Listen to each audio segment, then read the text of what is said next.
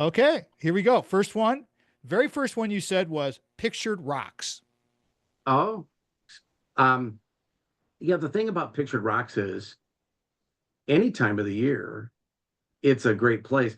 And you may not think about it as a hidden gem, obviously, because it is one of the best known places in the state to travel any time of the year.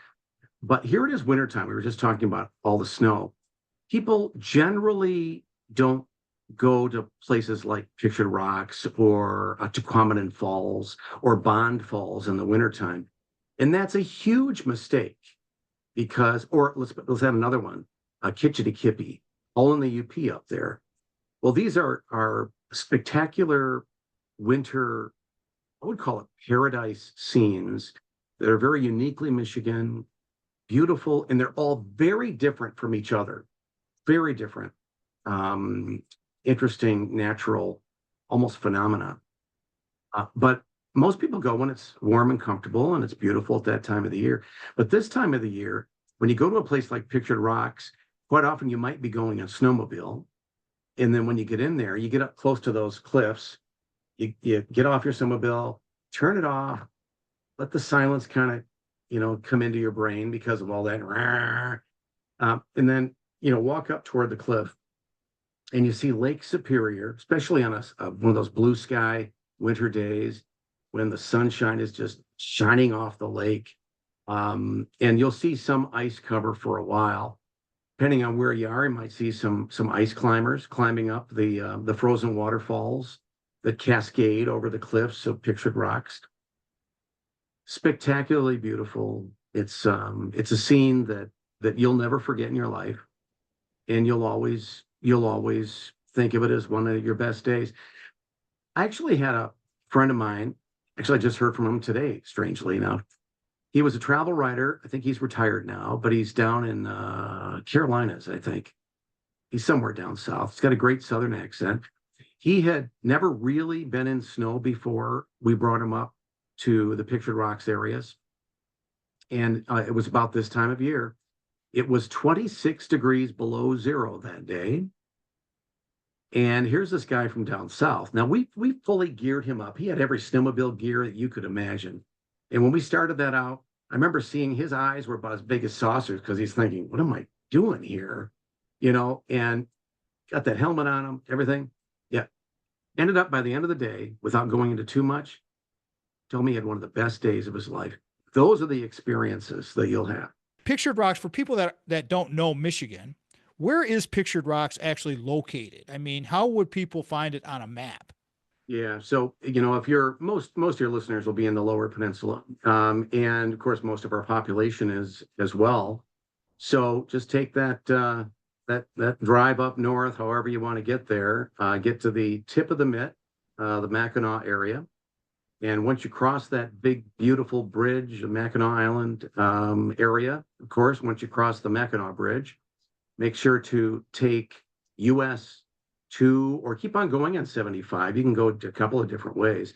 But eventually you go a little bit farther north to the Lake Superior shoreline and west toward Marquette. And before you get to Marquette, you get to that cute little town of Munising. What a great town. I love Munising. It's a great place. It's one of the more popular kayak places in the season, in spring, summer, and fall, because there are so many ways you can kayak Lake Superior. They have outfitters there that'll take you out, and it is Lake Superior. So I don't care what time of the year or what you do with that big lake. Don't do it alone. Do it with the experts. What is the Sunrise Coast and where is it? Yeah, the Sunrise Coast, if you were to take your, let's say, your right palm of your right hand, you look at that, and then you see where your thumb sticks up. Of course, that's the Saginaw Bay area of Michigan, right? Between your thumb and your hand. As you go farther to the north, along your pointed finger, that shoreline there, that northeast part of the Lower Peninsula, is what we call the Sunrise Coast, and that's a beautiful area of the state and not as well visited as other parts of the state, certainly not as much as Northwest Michigan. So when you want to have that beauty of the North with some different types of amenities and accommodations than what you might find in that kind of more developed area of Northwest Lower Peninsula, Michigan. That's the place to go to, because that area, that still has a lot of those old timey like waterfront cabins that are part of resorts, all little teeny cabins all together and right on the water. So check that out. There are a bunch of other really cool features. There's a dinosaur park you can go through. There's some spectacular springs to explore, and the rock formations and rock pits in the Alpena area where you can see dinosaur bones. Spectacular. Check it out. With the revolution of life through travel, what sparks you when you hear that? Yeah, I'm guessing we were talking about how travel can truly change your life and help you to understand more about life in other people's lives. That's the thing about travel. We have so many problems in this world today. I don't know what it is about human beings. We tend to seek out confrontation, I think, and we don't attempt to try to get to understand each other. We hear people but don't really listen to what they're saying, and that breeds contempt and distrust and all these challenges. And this is, of course, the story of humankind forever. We can talk about peace initiatives in a variety of ways, and the ones that have worked over the years, the ones that haven't, through governments, et cetera. But when you look at over the term of humankind, the one thing that has brought people together is literally bringing people together, bringing people from places far and wide, and demonstrating to each other that we don't have to be enemies. We don't have to disagree. And even if we disagree, we don't have to be disagreeable. Travel gets us to better understand each other. It's that simple.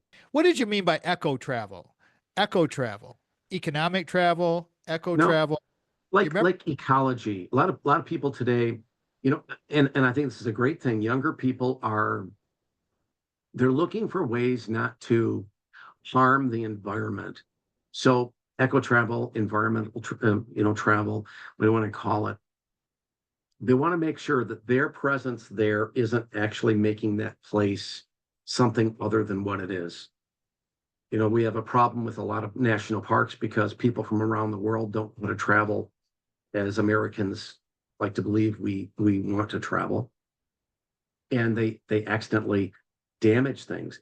I was at the Grand Canyon one time and saw a busload of, I hate to say it, Chinese folks come off the bus, and they were so excited, and they just trampled everything because they went off the trail, things like that. So we need to train people to make sure to travel more sensitively as well. But a lot of times you can find these places where you can really enjoy nature without harming nature. We have countless places like that in Michigan because we provided opportunities for you to get out there safely without damaging the environment. Cultural shift. Give me 30 seconds on cultural shift with travel. There are a lot of different ways that people are traveling today. Today, it used to be it would be parents, kids. And then as society changes, a lot of single parent households and everything, mom with kids, maybe, and maybe dad, weekends, all that stuff. It's a good thing, I believe, to see us kind of going back to old Europe type of travel or old Asia type of travel, where you're seeing multiple generations traveling together, grandparents, maybe those kids' parents and the kids. Maybe it's just grandparents and the grandkids. People are finding a variety of ways to travel together. And by doing that, they're sharing things that would not have otherwise be shared. It's a great thing. Because that's Well, the way it goes.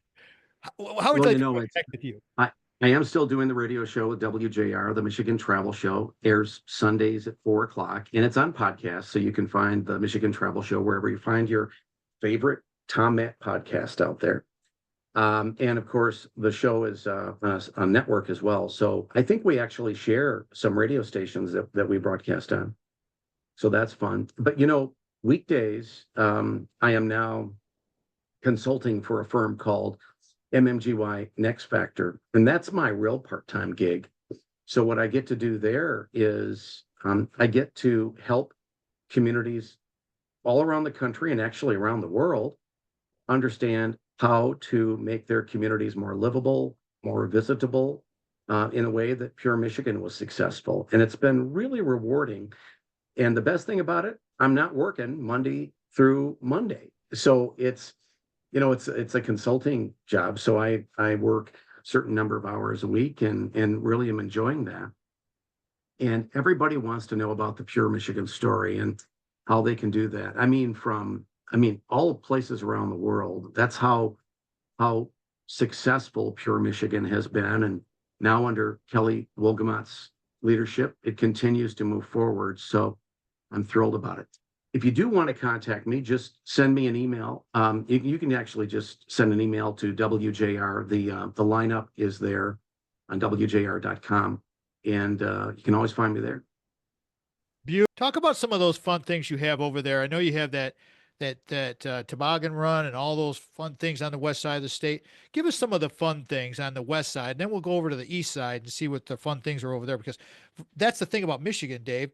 There's such a variety, as you're saying. So now we're currently in the winter mode.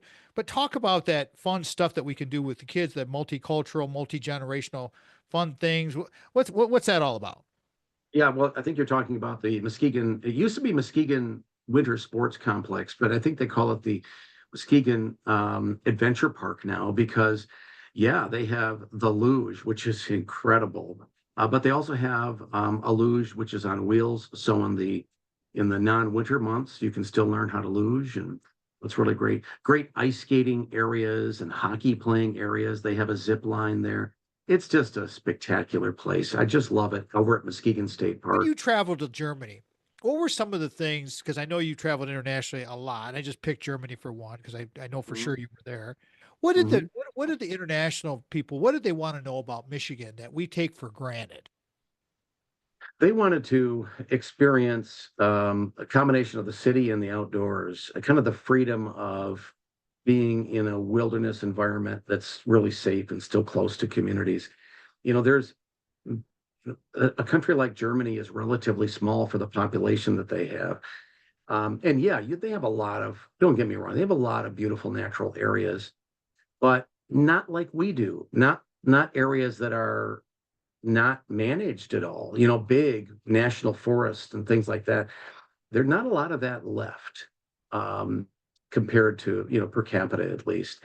They wanted to also experience the fun in nature that we get to enjoy that's still relatively safe. Things like kayaking and going fishing and things like that. That's a really unique experience for many Germans, many Europeans.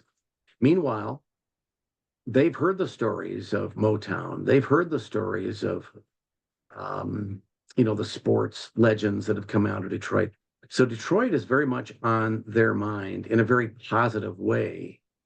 And I think much more positive than the average American, in fact. When you talk about Motown, what does that bring up in your soul? What do you feel when you talk to people about Motown? What do they typically want to hear? Is it the music? Is it the people? What are you typically hearing, Dave? They know more about Motown than most Americans, internationally.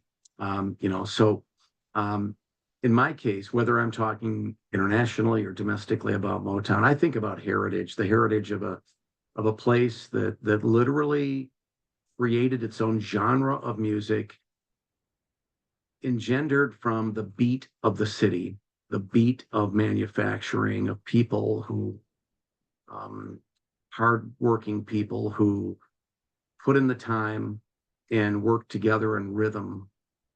And that all came together, that sound of the manufacturing sound of manufacturing and building cars and creating things. And A 30-second takeaway for me. yeah, well, now that I'm in a new role here, being a former travel champion for the state of Michigan, paid for by the state of Michigan to do that, as you can tell, I haven't stopped because it was always authentic. It was always real. It was always the truth. Always has been, always will be. I'm not paid a penny by anybody to say that. It's just the story. And when you get out there, you'll understand why it's so important. So get out and travel. Doesn't matter what time of the year, meet people. It'll change your life. Dr. Dave Lorenz is not really a doctor. I just like calling him that because I'm a goofball. But it's like, again, the validation of having a guy like Dave Lorenz who believed in us and me when we were just, we didn't even know what we were doing. I mean, sometimes I wonder if I know what I'm doing now, but back then it was even worse. It was just one of those things. But Dave helped coach me, and he was just very, very kind. And that's the thing about kindness. Help other people get better, because you know what? It makes your soul intrinsically better. I have learned that. And so keep having a purpose and a passion. That's all there is to it. Until next time, everybody, I'm Papa Tom. You've been listening and watching the Tom Matt Show. Thank you so much for doing what you do. Please subscribe. Join the bandwagon of people that are subscribing to our YouTube channel, because it's popping, baby. It's popping. And there's a lot of fun things over there. It's a nice variety of different things. So until next time, thank you all very much. Peace out. Love y'all. Have a great day.